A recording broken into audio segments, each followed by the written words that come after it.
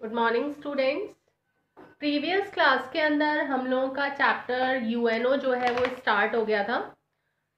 कल मैंने आप लोगों को यूएनओ की स्टार्टिंग बताई थी कि क्यों यूएनओ जो है उसको स्थापित किया गया था। विश्व जो है उनकी जो कंट्रीज़ हैं वो अपने जो भी विवाद हैं या जो भी अपनी समस्याएं हैं उनको युद्ध के माध्यम से ना सुलझा करके और बातचीत के जरिए सुलझाएं, उसका एक मंच जो है वो यूएनओ प्रोवाइड करता है। अर्थात यूएनओ एक ऐसा अंतर्राष्ट्रीय मंच है जहां पर कंट्रीज आकर के अपने विवादों को युद्ध के बिना जो है वो सुलझा सकती हैं। तो कल हमने इसकी एक थोड़ी सी भूमिका जो है उसका अध्ययन किया था।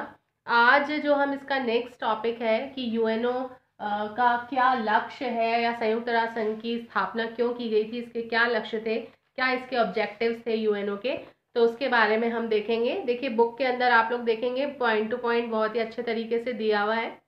जो यूएनओ की जो प्रस्तावना है उसके अंदर इसके जो उद्देश्य हैं वो निम्न बताए गए हैं। जैसे सबसे फर्स्ट, विश्व जो है उसको युद्ध की विभीषिका से बचाना, मतलब कि कोई भी कंट्री जो है वो आपस में युद्ध ना करे, विश्व जो है वो युद्ध से बचा रहे, इस उद्देश्य को लेकर के यूएनओ जो है वो स्थापित किया गया था। नेक्स्ट, मानव के मूल अधिकार, पुरुष, स्त्री, छोटे बड़े राष्ट्र सभी के लिए समान अधिकार स्थापित करना जो है वो भी यूएनओ का एक लक्ष्य है। मतलब कि चाहे स्त्री हो, चाहे पुरुष हो, या कोई भी छोटा बड़ा राष्ट्र हो, सभी को समान रूप से अधिकार मिले, इसके लिए भी यूएनओ जो है वो प्रयासरत रहता है। नेक्स्ट, परस्पर राष्ट्रों में होने वाली जो संधियां हैं उनके तहत अगर किसी प्रकार का कोई प्रतिबंध लगाया गया है तो उन प्रतिबंधों के प्रति आदर की भावना और न्याय की भावना जो है उसको बनाए रखना जो है वो भी यूएनओ जो है उसका एक उद्देश्य है। मतलब कि कंट्रीज अगर उन्होंने कोई परस्पर संधि की है और उन पर अगर कोई प्रतिबंध लगाया गया है तो उनके प्रति सारे राष्ट्र जो है वो एक आदर की भावना रखें, एक न्याय की भावना रखें। इस उद्देश्य से भी यूएनओ जो है उसको स्थापित किया गया था। और सभी की सामाजिक उन्नति हो सके, लोग जो है उनका जीवन स्तर जो है वो बेहतर बन सके, इसके लिए भी यूएनओ जो है वो प्रयासरत है। अर्थात ये यूएनओ जो है उसका एक लक्ष्य है। बाद में जो नेक्स्ट इसका पॉइंट आता है वो आता है यूएनओ की स्थापना के या संयुक्त राष्ट्र के क्या उद्देश्य हैं। बात दोनों की वैसे सेम सी है, ये इसके एम्स हैं कि किस एम को लेकर के हुई थी, और ये इसके ऑब्जेक्टिव्स हैं कि किन ऑब्जेक्टिव्स को लेके ये स्थापित हुआ था। तो इसके जो मेन एम्स आते हैं या इसके जो उद्देश्य हैं यूएनओ के, इनकी प्रस्तावना के अकॉर्डिंग जो इनका फर्स्ट अध्याय है उसके पहले अनुच्छेद के अंतर्गत इन उद्देश्यों को बताया गया है, जिसमें सबसे फर्स्ट है अंतर्राष्ट्रीय शांति और सुरक्षा जो है उसको बनाए रखना यूएनओ का उद्देश्य है। वही बात है कि विश्व में अगर युद्ध नहीं होंगे तो अपने आप ही शांति जो है वो कायम हो पाएगी, कंट्रीज जो है वो अपने आप को सुरक्षित महसूस करेंगी। तो सबसे पहले अंतर्राष्ट्रीय शांति और सुरक्षा को बनाए रखना जो है वो इसका उद्देश्य है। फिर आर्थिक क्षेत्र हो, चाहे सामाजिक क्षेत्र हो, चाहे सांस्कृतिक क्षेत्र हो, चाहे मानवीय क्षेत्र हो, या इन इन क्षेत्रों से रिलेटेड कोई भी अंतर्राष्ट्रीय यदि समस्या है तो उस समस्या को सुलझाना जो है वो भी यूएनओ जो है उसका एक प्रमुख उद्देश्य है।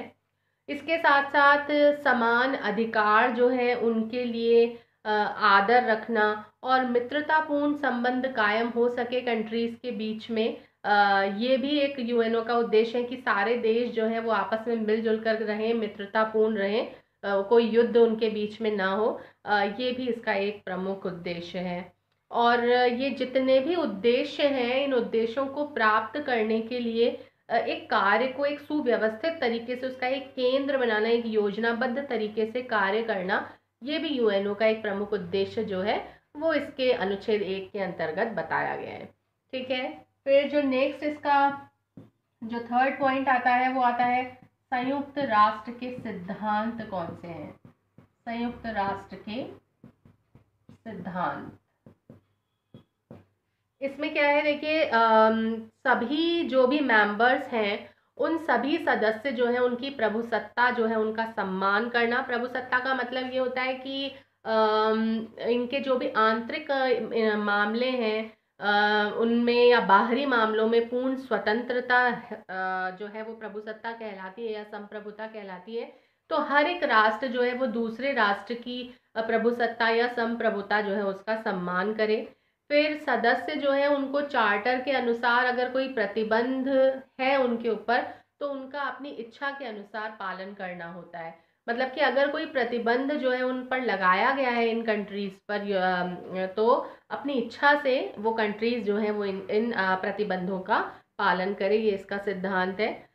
फिर जो राज्य इनके सदस्य नहीं हैं उनको भी ऐसा माना गया है कि उनको भी संयुक्त राष्ट्र के जो सिद्धांत है उनके अकॉर्डिंग ही कार्य करना चाहिए, क्योंकि इसका उद्देश्य जो है वो खुद का भला करना नहीं है बल्कि सारी कंट्रीज का भला करना है। सारे विश्व के लगभग सब स्वतंत्र जो देश हैं वो इसके मेंबर्स हैं, तो जो इसके भाग नहीं हैं, इसके अंग नहीं हैं, उनको भी इनके सिद्धांतों का पालन करना चाहिए।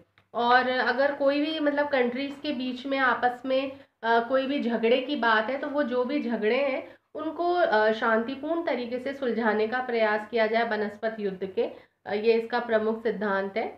फिर राज्यों की जो भू अखंडता है उसके विरुद्ध में आप किसी भी प्रकार की कोई धमकी का प्रयोग ना करें या कोई बल का प्रयोग ना करें, इस पर भी यूएनओ के सिद्धांतों में बल दिया गया है कि आप भू अखंडता के विरुद्ध में धमकी और बल प्रयोग से बचें। नेक्स्ट, सभी जो सदस्य हैं उनसे ये आशा की गई है इनके सिद्धांतों में कि संयुक्त राष्ट्र को हर प्रकार की जो सहायता है वो प्रदान करें, इनके कार्यक्रमों में भाग लें, बजट के अंदर अपना हिस्सा दें, तो हर प्रकार की सहायता जो है वो इनको करनी चाहिए। और मेन जो सिद्धांत है इसका उसमें ये कहा गया है कि यूएनओ जो है वो किसी भी राष्ट्र का अगर कोई घरेलू मैटर है तो उस घरेलू मामले के अंदर ये किसी भी प्रकार का कोई हस्तक्षेप नहीं करेगा। ठीक है, फिर इसका जो फोर्थ पॉइंट आता है वो आता है इसकी सदस्यता के बारे में। और सदस्यता के बारे में ये बताया गया है इसमें दो प्रकार के सदस्य हैं।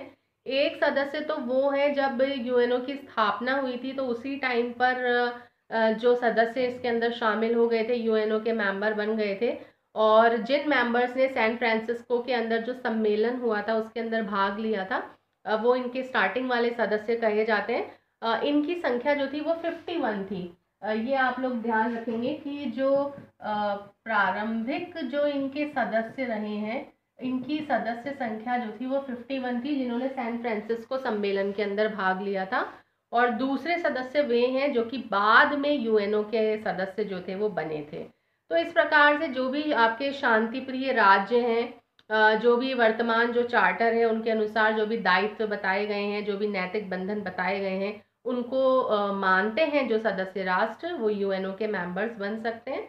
और संयुक्त राष्ट्र संघ में किसी भी देश को की सदस्यता सुरक्षा परिषद की सिफारिश पर महासभा के द्वारा जो है वो की जाती है। और अगर कोई राष्ट्र ऐसा लगता है कि बार बार यूएनओ के निर्देशों का उल्लंघन कर रहा है तो सुरक्षा परिषद की ही सिफारिश पर महासभा उसको निकाल भी सकती है। तो आज अगर अपन देखेंगे तो इसके अंदर टोटल जो है वो 193 सदस्य देश जो हैं वो शामिल हैं। तो इस प्रकार से ये इसकी एक स्टार्टिंग है। नेक्स्ट जो टॉपिक है वो हम नेक्स्ट लेक्चर में पढ़ेंगे। Thank you.